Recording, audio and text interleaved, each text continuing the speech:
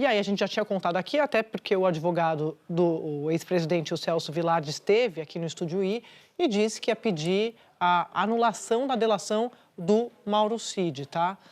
Também argumenta que o Supremo não deu acesso integral às provas e pede que o ministro Moraes seja afastado e que o julgamento aconteça no plenário. Então, agora, oficial, foi isso que apresentou a defesa de Bolsonaro. Passando para Augusto Heleno, que foi o ministro do Gabinete de Segurança Institucional, o GSI, ele nega qualquer participação em uma articulação golpista e diz que a PGR faz, abre aspas, um verdadeiro terraplanismo argumentativo, fecha aspas. Aí ele tenta desqualificar provas, diz que não há provas concretas, diz que a PGR alinhou palavras encontradas na agenda dele com conclusões às quais a PGR pretendia chegar. Aí ele diz que ele tinha uma atuação limitada ao cargo de ministro do GSI. Bom, já vamos comentar, porque se eu for ficar editando aqui a minha opinião, deixa eu primeiro passar aqui.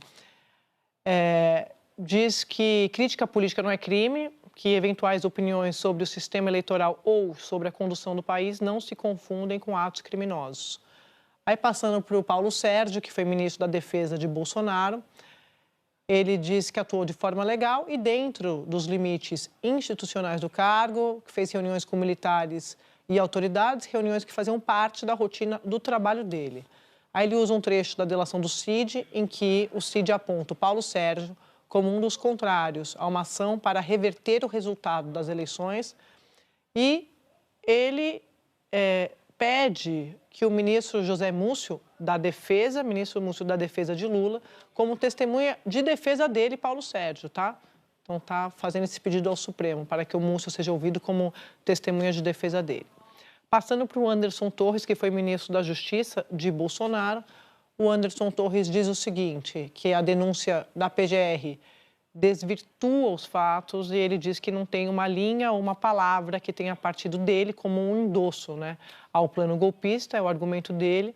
Ele diz que aquela minuta golpista que acharam na casa dele nunca saiu do papel e nem extrapolou uma condição do que ele chamou de documento inofensivo. Ele nega ter atuado para impedir a posse de Lula, alega que não foi negligente no 8 de janeiro, só um parênteses para explicar. O Anderson Torres, quando acabou o governo Bolsonaro, começa o governo Lula, só para lembrar, ele virou o secretário de Segurança Pública do DF, só que ele não estava em Brasília no 8 de janeiro, porque já tinha uma viagem agendada de férias. Ele que tinha acabado de começar no cargo, com 6 dias, sei lá, uma semana, ele foi para os Estados Unidos e tinha uma viagem para a Disney com a família. Rodando aqui, Alexandre Ramagem, que foi diretor da ABIN.